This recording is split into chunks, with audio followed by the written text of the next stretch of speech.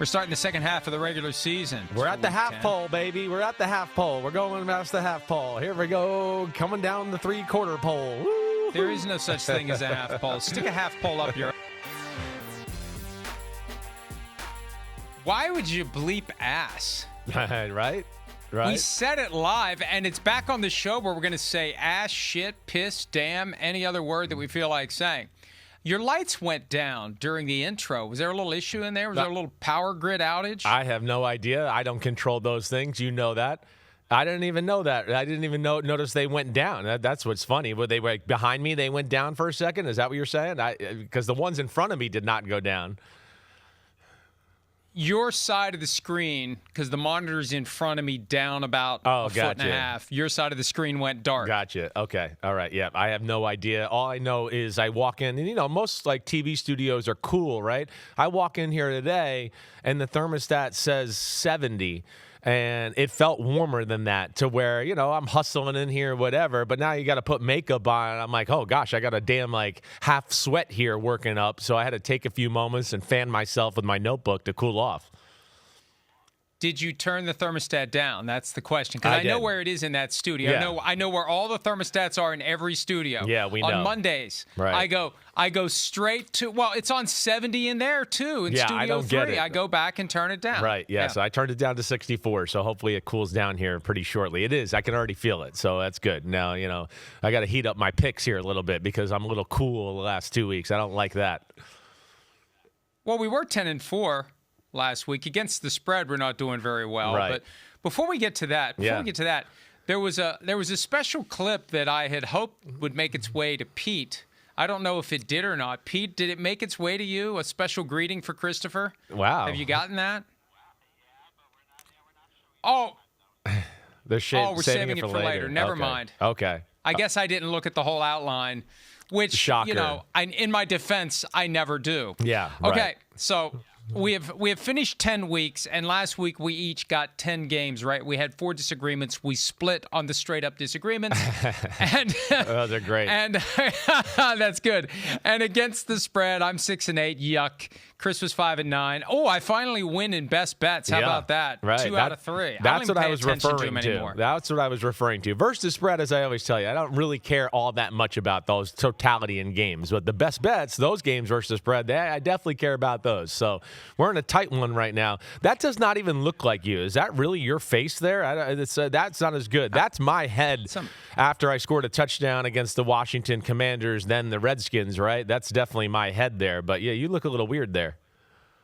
Look a little fat in the cheeks on the bottom. It doesn't really look like your cheeks and everything. Somebody went to AI and said, do your thing and make me look like an official. I would be a white hat, though. I would not be the black hat. I would be a white hat or nothing.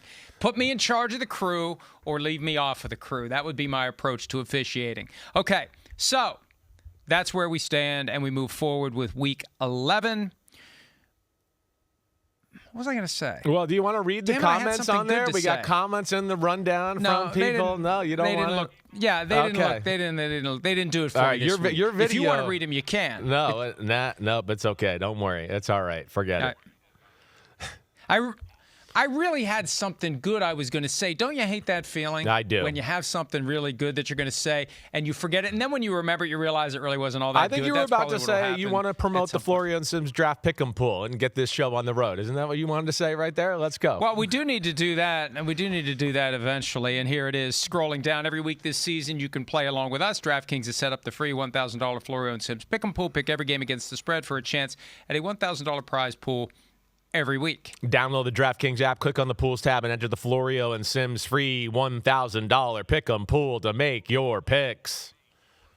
And FYI, Thursday night games and the early Sunday morning games this week, it's MADRID, Commanders, and Dolphins. They don't count. You have until 1 o'clock Eastern to make your picks.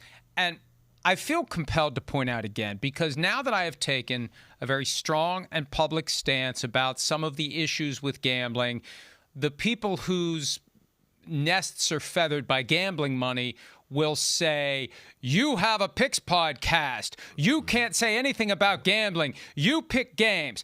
My response to that is, well, I can't say what my response to that is, but it starts with go and ends with yourselves. But so you get the point. Look, I do this for fun. I know that you're doing the whole algorithm and you got your hedge fund buddies in Greenwich that are making their bets based on your picks. I'm just doing it for fun, and I make it very clear. Don't listen to me. It's fun to try to predict who's going to win the games. It is. With no money in it. Right. We have a competition, and that's fun, and it doesn't cost me a penny to do it. That's far different from these prop bet, crack cocaine, three-leg parlays that are, I don't want to say it. They're rigged against the better in most cases. I don't want anything to do with any of that. And I reserve the right to complain about that all I want and to push for change and regulation and all the things that need to happen, because there are so many kids out there that get caught up in those apps and they think they're going to win when the reality is over time you're not, because these billion-dollar companies didn't get money, out of the sky. It came out of your pockets. Let's just be realistic about it. DraftKings Sportsbook, Florio and Simms free $1,000 pick'em pool. Well, and it's free. That's the key. It's free. But my point is, if you're going to gamble, you just got to be smart about it. And there isn't enough from the sports books and the gambling industry. And it's not enough to put a 1-800 number at the bottom of the screen. I think there's an obligation for those of us in this business, especially if we're going to, from my perspective, have fun picking games, to say you got to be smart about it. It's got to be money that you've set aside that you would otherwise go to the movies or, buy a video game or get another pair of shoes or whatever. It's got to be disposable income. And you have to understand it's not going to pay your mortgage. It's not going to change your life. You're not going to become rich gambling. But the sports books will if you go into it recklessly. That's all I'm saying. And if the sports books don't like it, I really don't care, because somebody has to tell the truth to people, because there isn't enough of it. There's none of it when you look around. Rant over. Thank you. So, final message again. Go yourselves to anybody who thinks the fact that I pick games disqualifies me from telling the truth about the potential dangers of wagering beyond money you have set aside that you are fully prepared to lose. Because as I always say, if you listen to me, you probably will. It begins tonight, Thursday Night Football. Jets at the Patriots. Biggest spread of the week. Butt fumble reunion game. 12.5 points. The Patriots are favored with an over-under of 43.5. The Patriots have won 7 games in a row. The Jets have won 2 in a row. They could be the first team since the 2011 Dolphins to go 3-0 after starting 0-7. Do you give them any chance of doing that tonight? Not really. I think it'll take the Patriots making mistakes or doing stuff like that, right? I mean, but then we know, again, that can happen on Thursday, right? We saw last week, was there a worse game in the history of football than last Thursday night? Again, this is the NFL needs to reevaluate the Thursday formula. They got to reevaluate it. 3 days of preparation for a game. As I've told you, I'm just a wimpy quarterback. There was plenty of Thursday mornings I woke up and was still sore from the week before. They got to figure it out. The quality of football is less than. That's period. The product is kind of shitty on Thursday night. I'm going to just say it, period. All together on Thursday night. But, so that's what always scares me to a degree. But, yeah, I mean, listen, can the Jets put up a fight? Can their defense maybe cause a turnover and keep this game a little closer than we expect? Sure. Their defense is no slouch. I'll continue to tell you that, right? I don't think Drake May is going to make a living tonight just making big plays on the New York Jets, unless they feel like they have to go all in to stop the run. And that's what the beauty of the Patriots is they're really a balanced football team.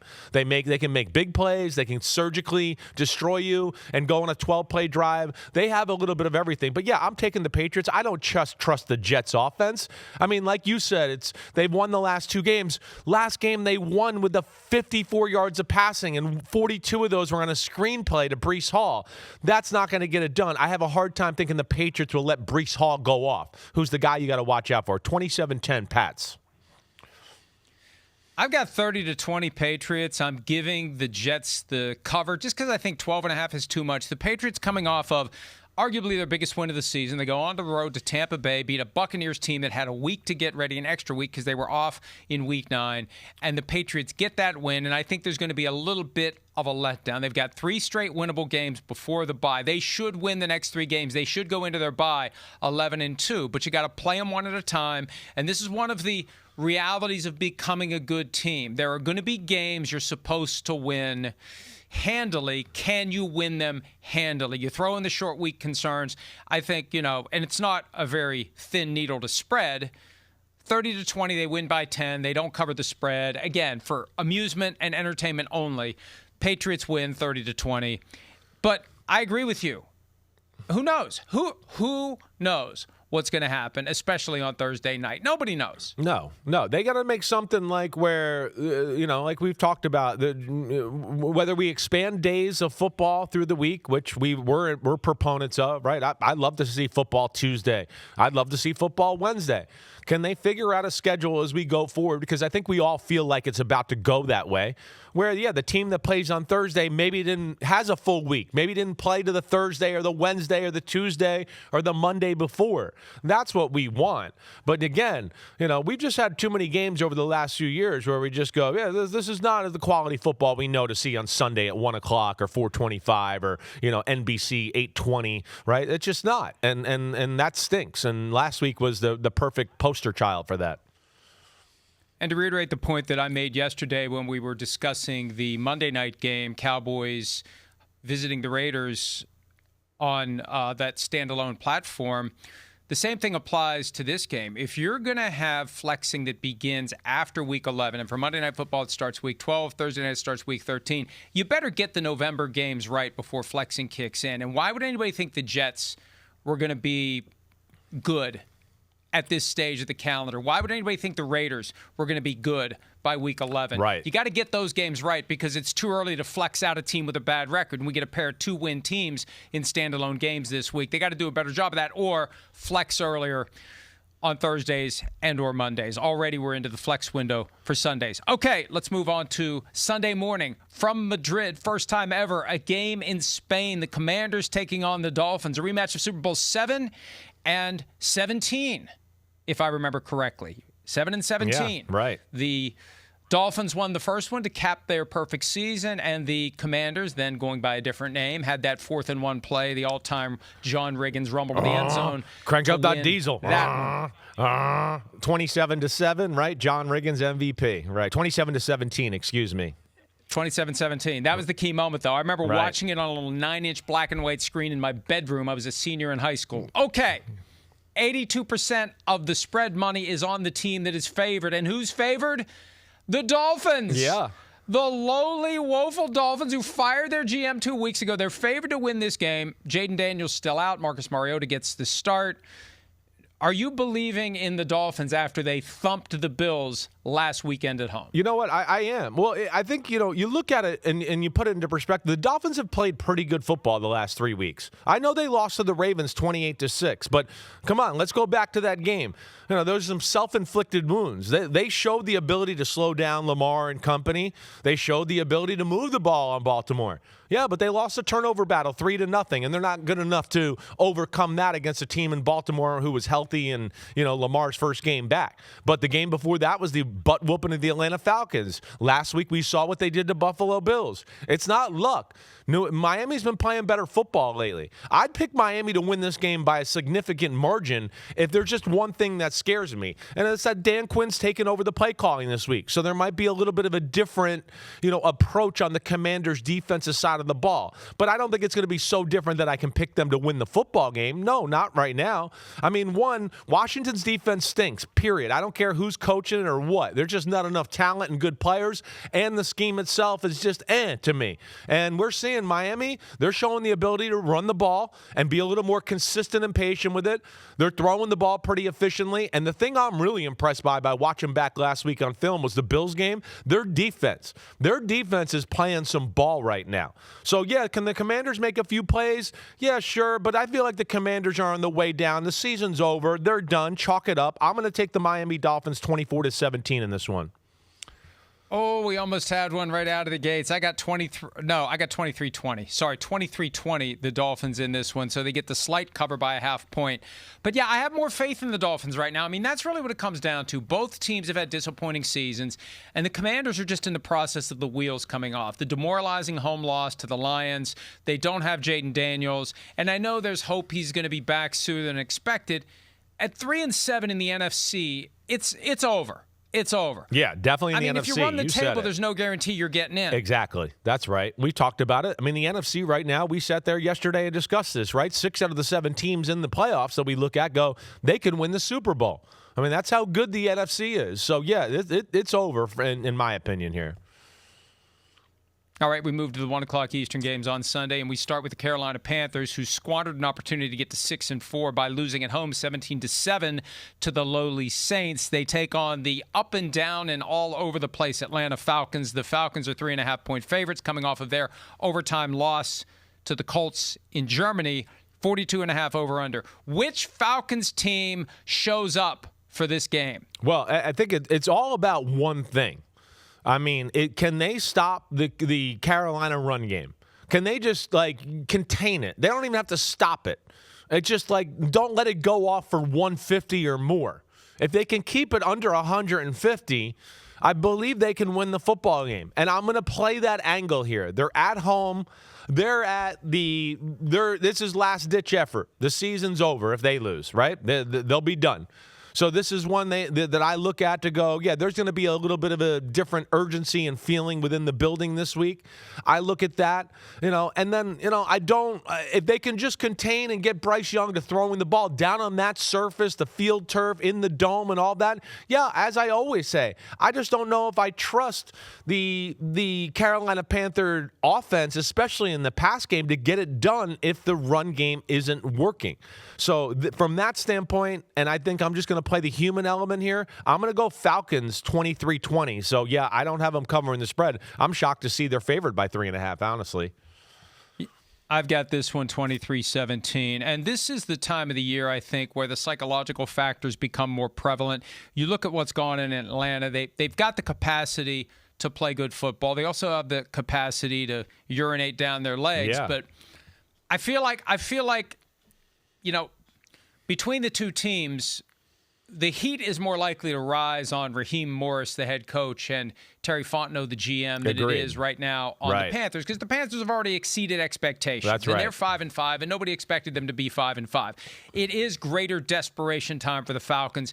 I'd like to say they're generally better at home, but look at what the Dolphins did to them the last time they played at home. But that's all the more reason to dig deep, find a way, get ready for this game, and get to 4-6. Because if they fall, you get 7 losses in the NFC this year, I think you have to assume you're done. You're going to need a miracle to get to the playoffs at 10-7 in the NFC. And if they lose to fall to 3-7, they aren't going to win 7 in a row. They're not going to be consistent long enough to win 7 straight games. Watch, that's probably exactly what's going to happen. But I think the Falcons win this one 23-2.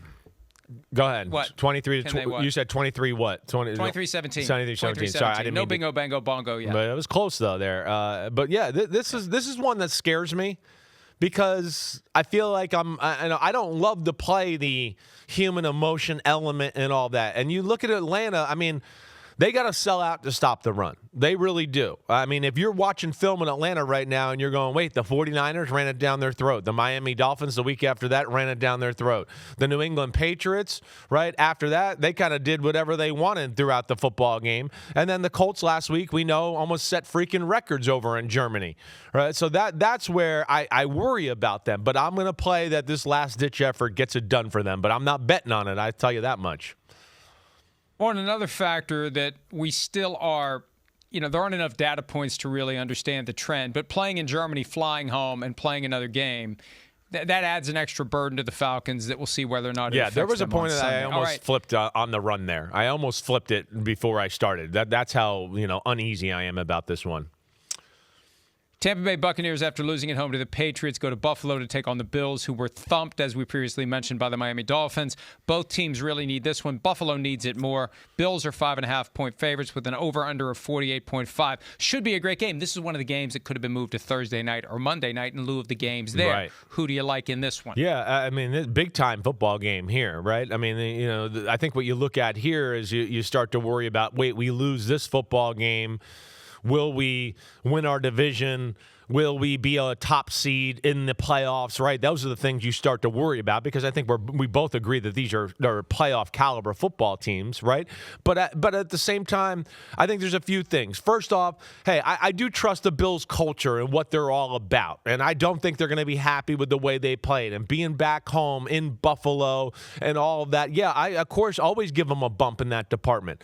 The other thing I just come back to a little bit here is just I'm not in love love with Tampa's D. Tampa's D's good, but it's not great, right? Todd Bowles is a great defensive mind and all that, but I don't look at it to be dominant.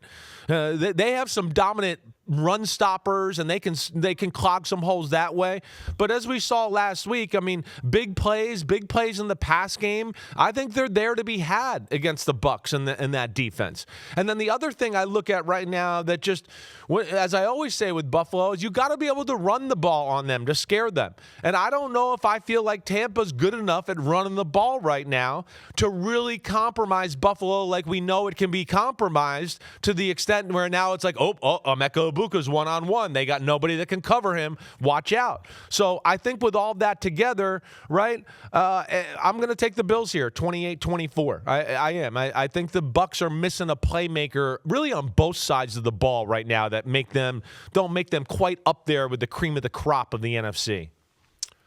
We are so close to the much beloved by me, bingo, bango, bongo. I have 27-24 Buffalo Bills. And the thing for the Buccaneers that we need to pay attention to, both Bucky Irving, their leading running back, and Chris Godwin, one of their top receivers, back at practice yesterday. Limited basis for both, but they were back. Right. They were back. They hadn't practiced in a long time. I don't know what that means come Sunday, but it's something to keep an eye on, and those are two players the Buccaneers need. And I could see the Bucs winning this game because of Baker Mayfield, but it's Baker Mayfield versus Josh Allen, two of the quarterbacks taken in the 2018 draft class, and Allen has been far more accomplished, but Mayfield has done well for himself in Tampa Bay. This is a great potential game. This is one that, and I'm not kidding, could have been a good Thursday game, could have been a great Monday night game, and it should be a great early Sunday afternoon game. I don't know how it goes. This won't be a best bet, but it should be a very exciting and entertaining game. And both teams have a need, but the Bills especially. They've got to do more offensively, and if they keep losing games, I think things could go sideways for certain individuals whose ongoing employment hinges upon winning enough football games to the satisfaction of ownership. Okay, the LA Chargers make the trek for the fourth time this year to a game that will be played at 1 o'clock Eastern, 10 o'clock body clock time for the Chargers. I assume they're used to it by now. They're favored by 3 points over the Jaguars, who blew a 19-point lead against the Texans last weekend and are now 5-4 and need this one badly. The Chargers cruising at 7-3. Do they cruise into Duval and get a win? I expect them to. How can you pick the Jaguars right now? I think that's what I would say to you. It's just like, how? Logically, how can you go, well, I think this is the week that they'll do it, right? They're not playing great on either side of the ball. The Chargers right now have it going on in just about every department except for protecting Justin Herbert. That's the big thing. The Chargers will be able to move the ball on the Jaguars' defense. That's not a question either. It's just that with the Jaguars, it's a question of, can you protect the ball, right? They got some playmakers. They got some creative scheme and things they do on that defensive side of the ball, right? It's not always necessarily the soundest thing you'll see on defense, which is why we see teams make big plays and do things on them, right? But at the same time, it's also why they're one of the league leaders in turnovers and intercepting the ball and causing fumbles and doing all of that, right? But the Chargers are going to move the ball. And then, the other thing too is, as I always tell you, like the Jaguars, solid running team, nothing special. And then that gets into throwing the ball, and you know my thoughts about throwing the ball with the Los Angeles Chargers. You're not going to make a living doing it. It's arguably the best pass defense in football with the way it's coached with Jesse Minter. I'm going to go Chargers 30-20 in this one. Hey, if Aaron Rodgers can't throw against the Chargers defense, Trevor Lawrence can't either. And, we watch those games every week, and there's 1, 2, 3 moments per game where Trevor does something that makes you wonder how he was the first overall pick in the draft and how he got that second contract. And I'm sorry, that's not harsh, that's fair. There's that capacity to do something that makes you say, what was he thinking when he did that? And you have to factor that into the assessment of any game that the Jaguars play. And then it becomes, we got to justify him as the number one pick, so let's pay him like one of the top guys in football right now. Let's do it. Nobody else would pay him that, but because we're gonna justify it so we can protect our own ass, like Chris Greer and let's say even the Packers with Jordan Love. You can say that too, but Tua down in Miami. Let's do that and mess up our whole team and overpay him. Let's do it. Awesome. Wow, way to go. And it's just stupid. It's one of my, of course, one of my pet peeves. You've heard me rant about 70 times this year already. Well, and then you pay for it when that guy is there. Exactly. And you got no way out. Exactly. You got to try to make chicken salad. Right. And again, Trevor Lawrence is not bad. Right. But there are moments where, like, he can do very great things, but there are those moments every game where it's like, man, ooh, what was that? Yeah. And that all it takes is one of those to turn a win into a loss. Exactly Just right. one. Ooh, what was that? Can end a game. He'll throw I got two in this one. 24-17 the Chargers. Yeah, okay. Yeah, well, yeah. And I think the Chargers go in and they get their win and they move to 8-3. And it's at the point where for both the Chargers and the Rams, and I need to write this, I need to plant this flag so people are aware of it. The NFL, in theory, could have a problem on Championship Sunday because there may be two games played in the same stadium. That would be amazing. I remember in 2008, it looked like it was going that way for the Jets and the Giants because remember the Giants before the Plexico Burress unfortunate incident in Manhattan with the gun and the sweatpants or there was a dispute over whether it was sweatpants or jeans. Either way, the gun went off, and that turned everything around for the Giants. And the Jets were good that year until the Thursday night game. What did it against the Titans? The Thursday night, they won that. They won a big game, and it's like they're going to be the number 1 seed, and then it all fell apart after that. Yeah, it wasn't. That was us against the Titans. It wasn't a Thursday night. They did beat us. I was on that Titans team. We hadn't lost the game. We were 10-0, and they came in at maybe 8-2.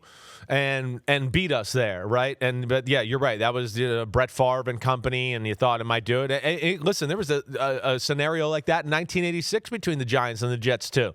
The Giants were 10-2. The Jets were, I think, 11-1, right? And it was like, oh my gosh, are the Giants and the Jets both going to go to the Super Bowl this year? Funny how it works out that way, but it would be interesting if that little dilemma came up on the NFL there. I think what would happen is, I know we got to get to the next game. If that would ever happen, they would play one game on Sunday, the next one on Monday, and they'd realize based upon the ratings, we need to do this every year. We need to have Sunday night, Monday night conference championship games. Bears at the Vikings. The Bears have won 6 out of 7. The Vikings are as up and down and back and forth as any team in the NFL. Vikings are favored by 3 with an over-under of 48.5. Remember, the Vikings beat the Bears Monday night to start the season. Yeah, right. You have picked the Bears straight up and against the spread every week this season except week 2 against the Lions. Are you going to do it again? That's crazy. Well, I always let you go first with your Minnesota Vikings. But, yeah, you know me. I mean, I love me some Ben Johnson. I love me some Caleb Williams. And, they've had a favorable schedule this year. So I definitely have been riding that train a little bit. And, they've skirted by. I don't know if they're truly a 6-3 football team. But go ahead. Let me hear what you're going to do here with your Vikings-Bears team. Well, so much of it depends upon things that we don't know and won't know until the game gets started. What kind of a game plan is Kevin O'Connell going to concoct? Is it going to be balanced with heavy reliance on the run and less reliance on J.J. McCarthy? Right. Last week, and it got out of whack. They had those 8 false starts, and nobody, like Paul Allen was on PFT Live with me today. Nobody knows why and how they had 8 false starts in that game. That made it harder to run the ball because 1st and 10 becomes 1st and 15, 2nd and 7 becomes 2nd and 12. I've proven I can add 5 to any given number, which is one of my few skills. But we've got the latest injury with J.J. McCarthy. He hit his hand on a helmet, and he practiced yesterday, but he wasn't seen throwing the ball during the portion of practice that was open to the media. He did his press conference with his hands in the pockets of his hoodie the whole time, so nobody could see, if his hand's bruised or whatever. Maybe he's been shaking hands aggressively too often. I don't know, but I wonder how healthy he's going to be. And if you can't do the full week of prep, Kevin O'Connell said this weeks ago, he needs that full week of prep. Yes, he does. How will they adjust the game plan? Will they rely on the run? Their backs are kind of against the wall. They need to win 2 of the next 3. They've got the Bears at the Packers at the Seahawks. If they don't win 2 of the next 3, they're done. Yeah. They need this one. Right. And I think they get it by a razor-thin margin, 24-23, late field goal from Will Reichard, maybe from 60 yards plus, that won't hit a wire, or maybe it will and bank in. I don't know. But I think the Vikings win this one by 1 point. I don't feel good about it at all. I've been right about the Vikings' losses lately. I was wrong about the Lions game.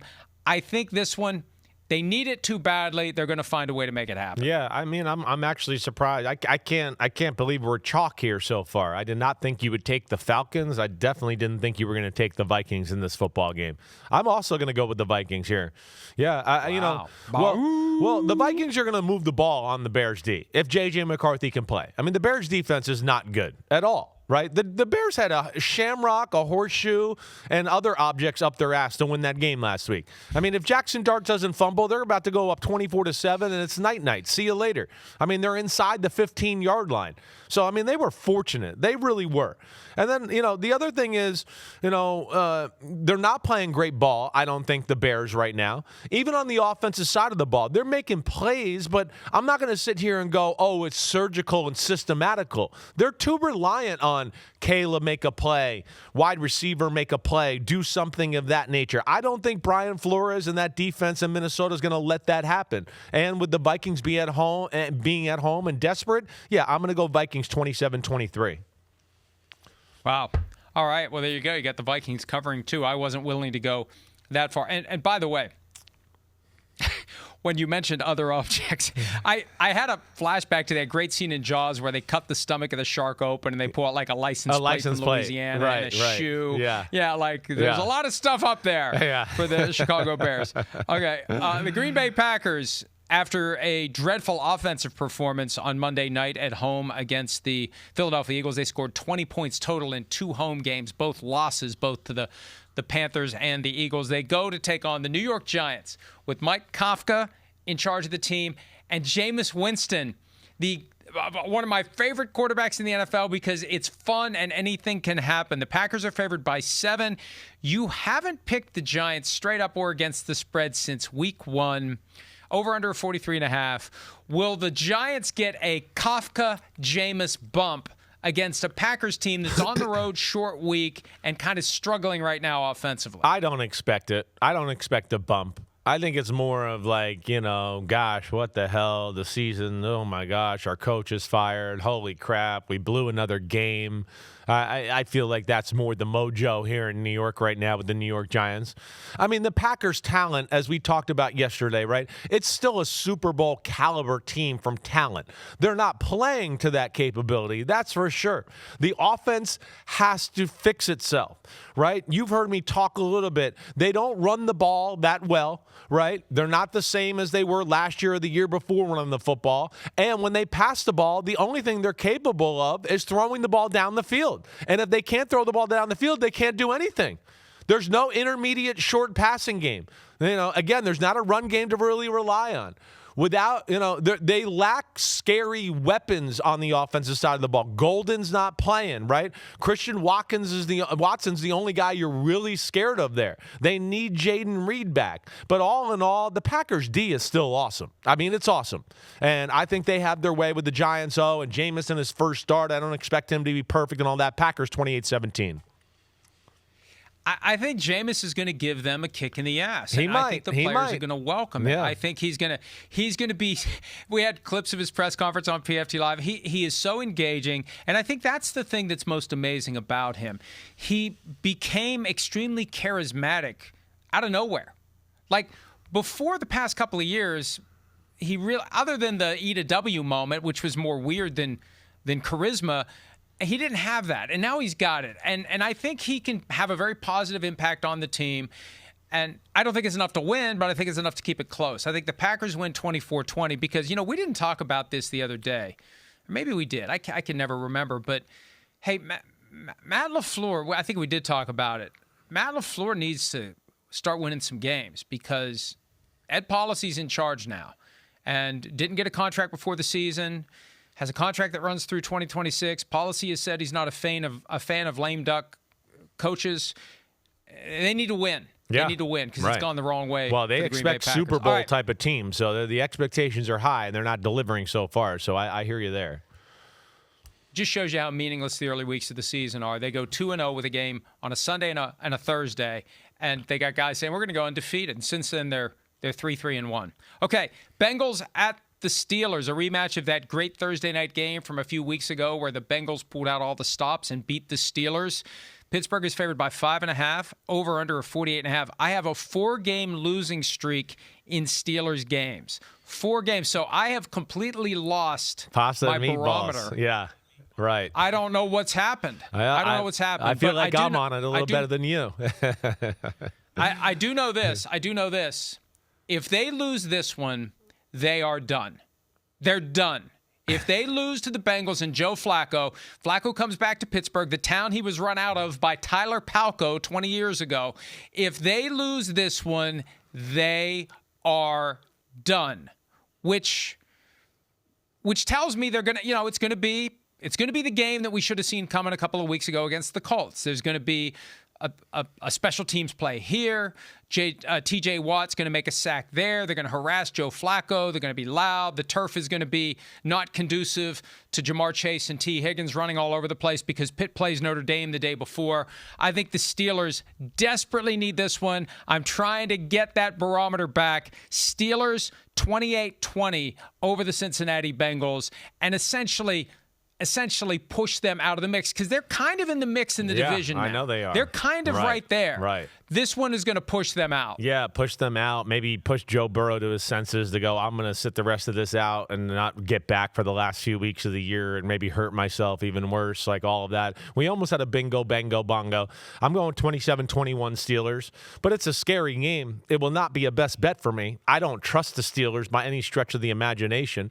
Would I be sitting here shocked if we came on here Monday and we went, hey, the Bengals won 27-21 and Joe Flacco made some big plays to Jamar Chase and T. Higgins again? I would not be shocked. Absolutely not. But ultimately, I think you laid it out perfectly. And the Bengals defense is so bad that even Pittsburgh can move the ball on them on a consistent basis here. So that's where I'll go Steelers 27-21. They need this one badly after what happened last Sunday night. They need it very badly, and I think they're going to get it.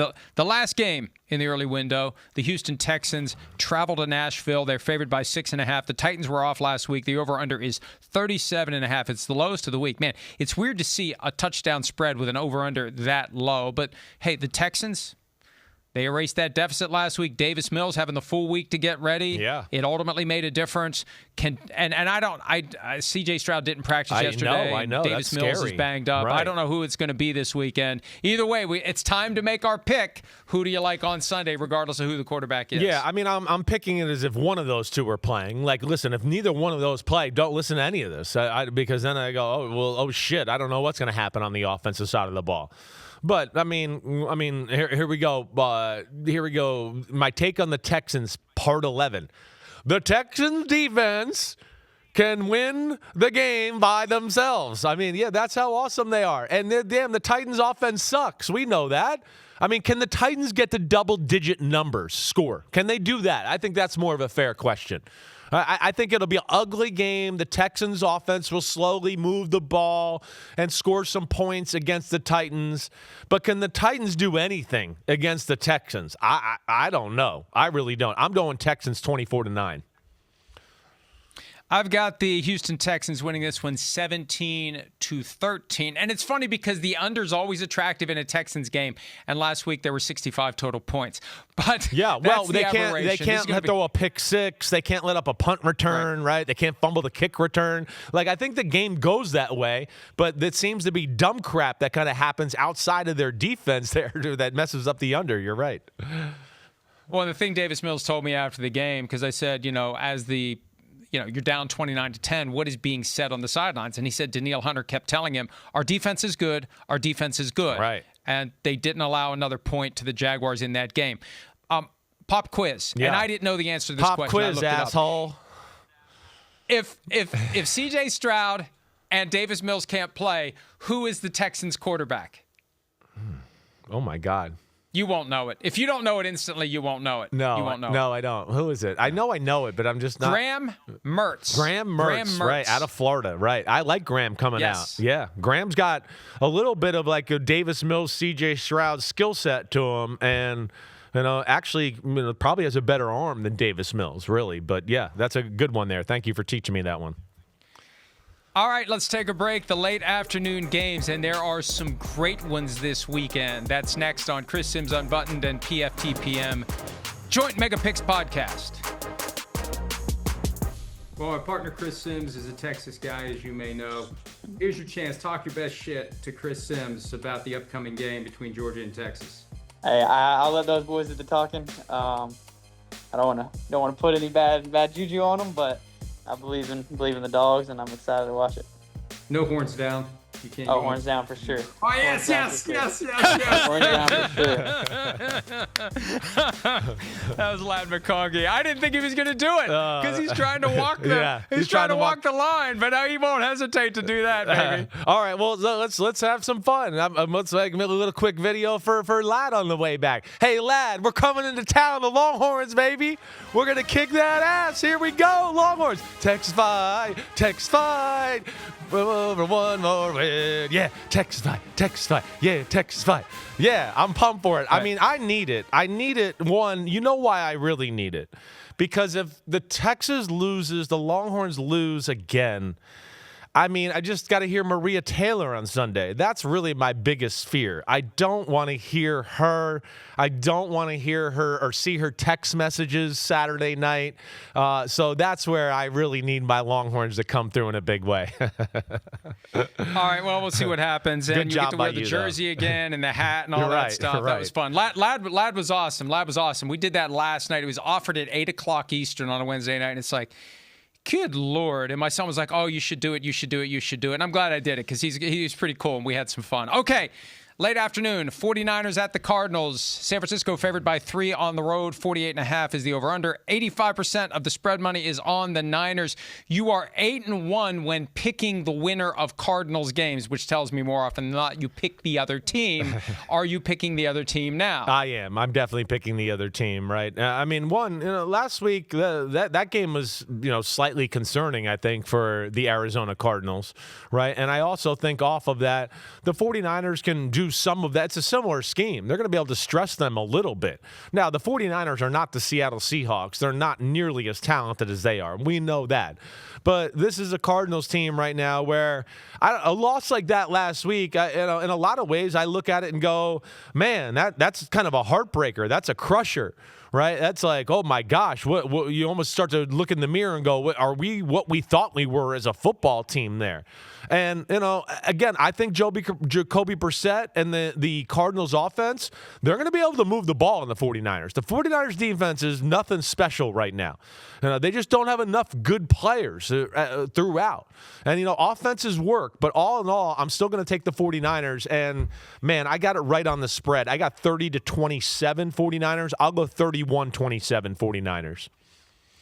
I've got 30-13. I think the 49ers are going to thump them. We could get Brock Purdy back. Mac Jones still has a double knee injury. It's so weird to see the injury report knee, but that's what he's been dealing with, and he's still been playing. So either way, I think the 49ers will do enough this weekend to get the win they needed badly, and that leads into the other NFC West game of the week. And this really, as we talked about it at length on Wednesday's PFT Live, you can check it out on YouTube at PFT, wherever. But the Seahawks and the Rams, the winner of this game is going to be in the mix for the number 1 seed, and the loser will still be 2. It's just going to be a harder path. Right. They have a rematch coming up on a Thursday night in a few weeks. Seahawks go to L.A. The Rams favored by 3.5. Both teams are 7-2. 88% of the spread money is on the Rams. I'm 8-1 picking the winners of the Rams game, so maybe that's my new pasta and meatballs team. I don't know. Who do you have? Gosh, this is going to be an awesome game. I mean, it's a coin flip type of football game here. You don't look at it in L.A. and go, oh, they have a home field advantage or anything like that, right? I think where I come on this a little bit more as far as where I come down and my thoughts are is I think this is the first real, like, oh my gosh, big moment for this Seattle Seahawks team, right? Where it's like, holy crap, we're in this kind of game, and it could be for a number 1 seed like you talked about, and the moment's big. Right? There's a big spotlight on this. This could be an NFC championship showdown. That's what we look at. But like in that environment, in that kind of big game, yeah, I trust the Rams a little bit more in that situation. I think I trust the Rams a little bit more on both sides of the ball. And not to say I don't trust Seattle, but I just trust the Rams and the fact that I feel like they're a little more battle tested. They know how to play in these big games, and I think they're on fire on both sides of the ball right now. The way they're running the ball is impressive. They got a lot lot of different sets and formations. As long as the two receivers stay healthy, it's almost impossible to stop them in the pass game. And Stafford's on fire on top of that. And then I do think this is a defense here that is extremely talented in the front seven. There's some things maybe we can question at corner, but they're going to have a pretty good feel for the Clint Kubiak offense. And some of the things they faced last week with the 49ers will translate into this week too, with some of the play action and how they come out and some of the routes they do. So because of all that, listen, I'm not saying I think the Rams are better than the Seahawks. You know I love the Seahawks, but I'm going to take the Rams in this one, 31-28. I'm right on the spread. I'm sorry. And I will go 32-28 Rams. Wow. Okay. Look, the Seahawks are very good away from home. Very good. Yeah. They've won like 11 or 12 in a row. That, to me, it doesn't matter in this one. This has, to me, a playoff vibe. I'm astounded. It's the 4:05 game, regional broadcast, but we got Chiefs-Broncos coming up, which is going to be the big platform game. There's a common misconception that the Rams were the ones that turned the chariot into a pumpkin for Sam Darnold last year. The truth is, the chariot turned into a pumpkin a week earlier. The Rams squashed the pumpkin the next week, and they squashed the Vikings overall. The 9 sacks. It was a total team failure offensively by the Vikings in the playoff game against the Rams.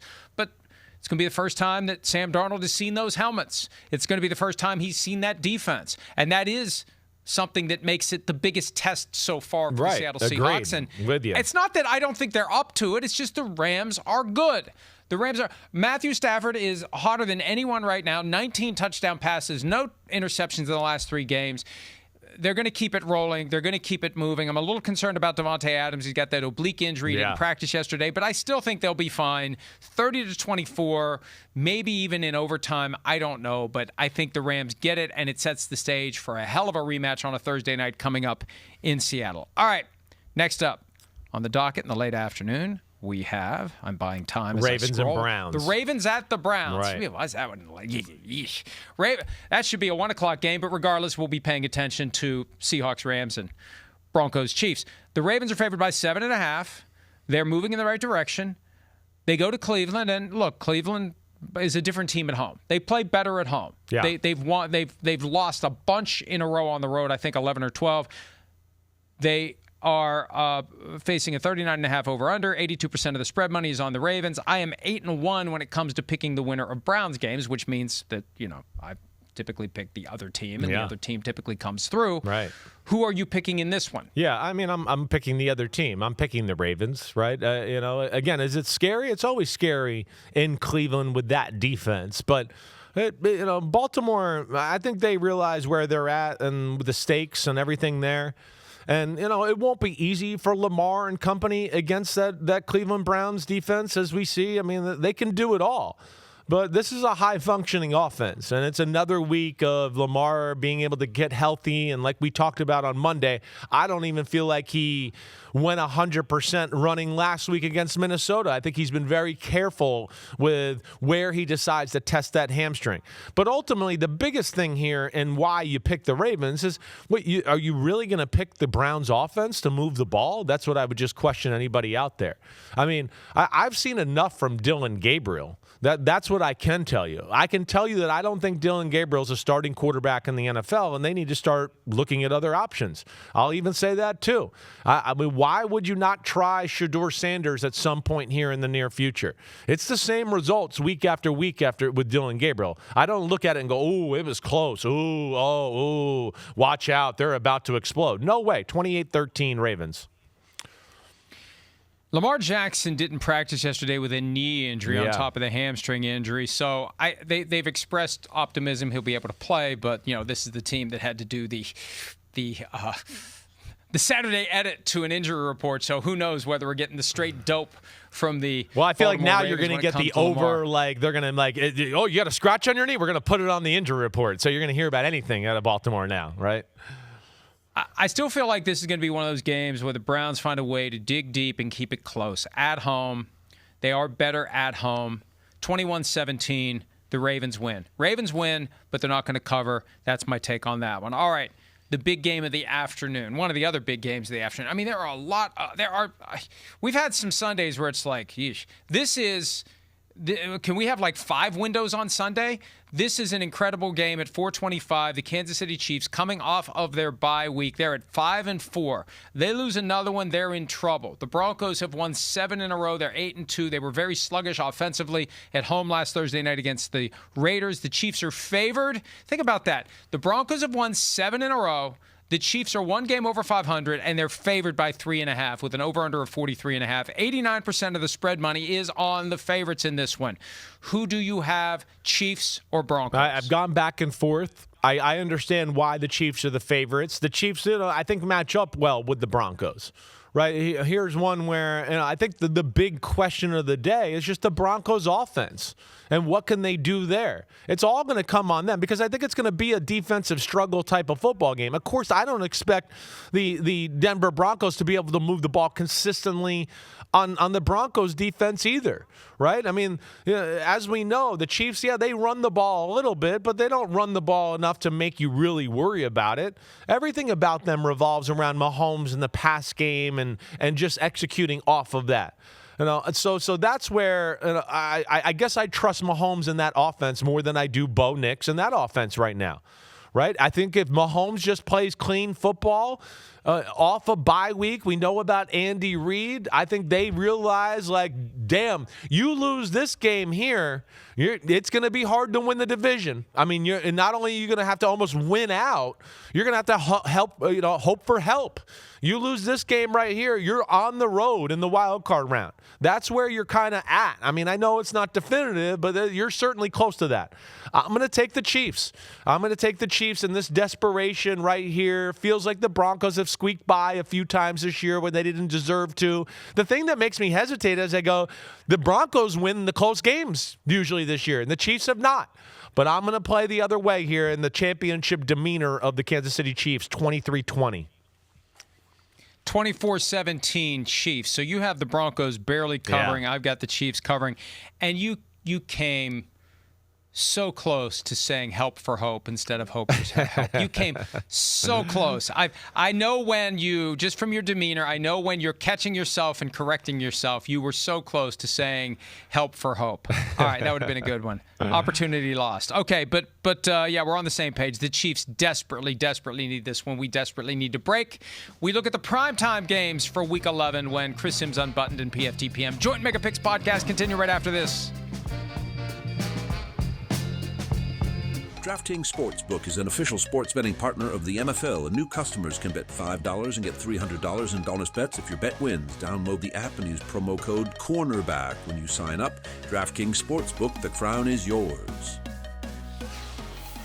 We move to the primetime games, and Pete advises that we've had 5 bingo, bango, bongos this season. For those who wonder what that term is, that's when we both predict the exact same score and the same team winning. We had the bizarro bingo, bango, bongo last week because we had the same score for Bucs, Patriots, but different outcomes. 4 of the 5 have happened in primetime games. There's something about primetime games. So let's see.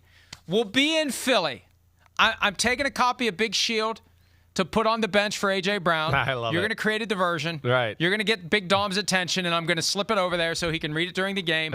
The Lions on the road are 2.5-point underdogs. 46.5 is the over-under. You've picked Detroit to win every week this season except at Baltimore. I've picked Philly to win every single game this year. Will I do it again?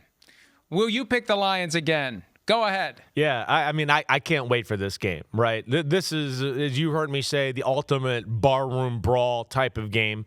Both of these teams look at themselves and go, no, we're the biggest, baddest team on the planet. Nobody pushes us around, right? Their coaches, they're the same way. It's attitude. Nobody pushes around. We're the kneecap biters. We're from Philly, deal with it, right? That's where I love this game. So the attitude matches here. And I think where I'm on top of this too, and where I'm so excited, is it's really one of the few teams in football that I feel like can take the field with the Philadelphia Eagles and be like, yeah, you're big. So are we. You're not just going to have the advantage of going, oh, you can push us around any way you want on both sides of the ball. That's not going to happen. So this is one of the few teams where the playing field's even. Like, I don't think Detroit's going to have to go oh gosh, we're going to get overpowered in the run game. We got to put everybody in the box and then leave Devontae Smith and A.J. Brown by themselves on the outside, right? I don't think they got plenty of size up front. There's one of the bigger D-tackle tandems in all of football in Detroit. They can get big on defensive end, too, where it could be like Aiden Hutchinson's a small defensive end. They got pretty good size at middle linebacker, right? They got good coaching and creativity on the defensive side of the ball, too.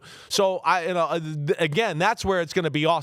Like, Philadelphia better have a little trick or something here in the offensive game plan to keep Detroit off balance. The other side of the ball, right, with Philly's offense, with Philly's defense, to go in there, I think the world of Philly's defense. And now that they're healthy and everything, I think, like you heard me say, they'll continue to climb the ranks as one of the top defenses in football as we go here, right? But this is an offense with Dan Campbell that I think is going to be a little different than what we've seen through the majority of the season. They were a lot different last week. I think that's going to make it hard on Vic Fangio, game plan and everything, going, wait, I don't know what Dan's going to do here. He kind of changed the script up last week. And I just feel like Detroit has more offensive answers than Philadelphia right now. I'm going to take the Lions on the road 20-17. I got 27-23 Lions. Wow, you are too. I just looked at it this way. Shit, I'm sick of you. Stop picking my teams. I can't help it in this one because, and I spent a lot of time on PFT Live playing and reacting to A.J. Brown's comments from yesterday. And, his frustrations aren't, I want the ball. His frustrations are, we haven't done enough to improve offensively. Right. Defenses have adapted to us. We haven't adapted to them. Exactly. And there's no rhythm. There's no flow. There's no identity. The only thing we know about the Eagles' offense is on third or fourth and short, they're going to run the tush push. That's their identity. Everything else is just accidental, it seems. And I don't know that they fixed that on a short week. And I think the Lions, with Dan Campbell with his glasses out and calling the plays, he's found something, which is use our best players. Use Jameer. The Lions are doing what the Eagles aren't, getting the ball in the hands of their best players on a consistent basis. And I think that spells the difference. 27-23, Lions win. All right, we're on the same page of that one. One game left for the week. Cowboys at the Raiders. Cowboys coming off of the bye. I think the Raiders are coming off the bye. The Raiders are one of those teams where I don't notice whether they're on a bye because I don't pay any attention to them. No, they weren't on a bye. They had the mini bye after last Thursday night's game that we would all like to forget. Right. The Cowboys, exactly. Yeah. Cowboys are favored by 3.5, over under 50.5. It's the highest over under of the week. Who do you have? Well, I got the Cowboys, of course, but I think it's going to be a close game. First off, I would never bet on this game just because there are teams they're all over the place. There's the deficiencies with both football teams. But do I think Geno Smith and company can make some plays on the Cowboys defense? Of course I do. Of course. I don't give a damn who they traded for or what. It's not going to make that big of a difference. But ultimately, I don't have enough faith in that Raiders offense. The Raiders defense is a pain in the butt. They'll have some moments, but I'm going to go Cowboys, 24-20. I have the Dallas Cowboys winning this one I would pick anybody against the Raiders right now. Cowboys 31-20.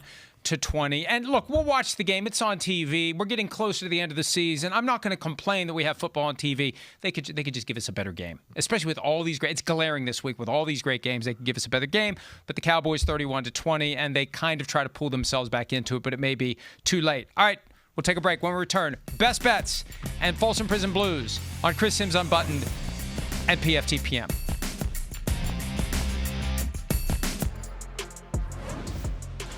Chris Simms Unbuttoned, PFT PM.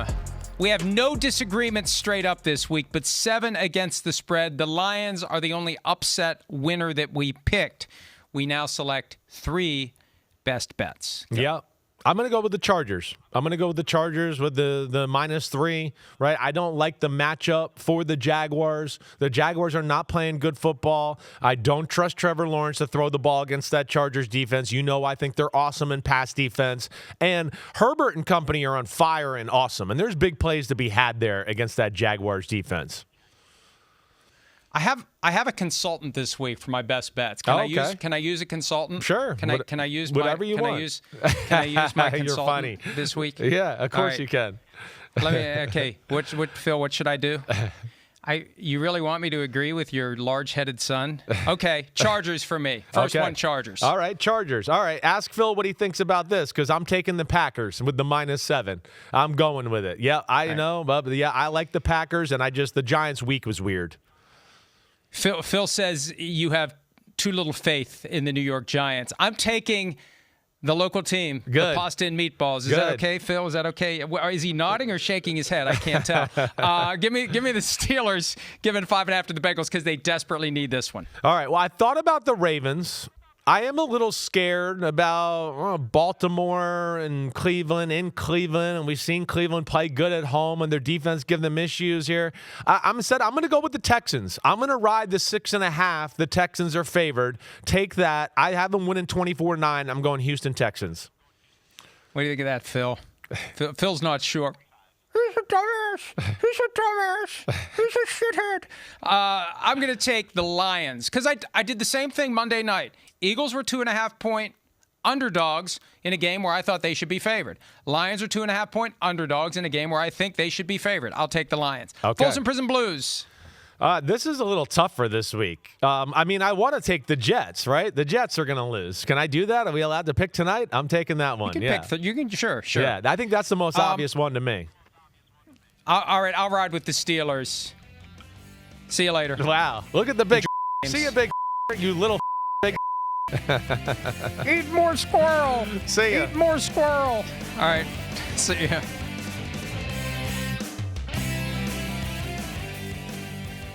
Yo. Thanks for watching, homies. We are now in the NFL season here on Chris Simms Unbuttoned. Hit subscribe to get our weekly picks, game recaps, film deep dives, and much, much more. Thanks again for watching. Subscribe, rate, review. Peace out. You know where to find us.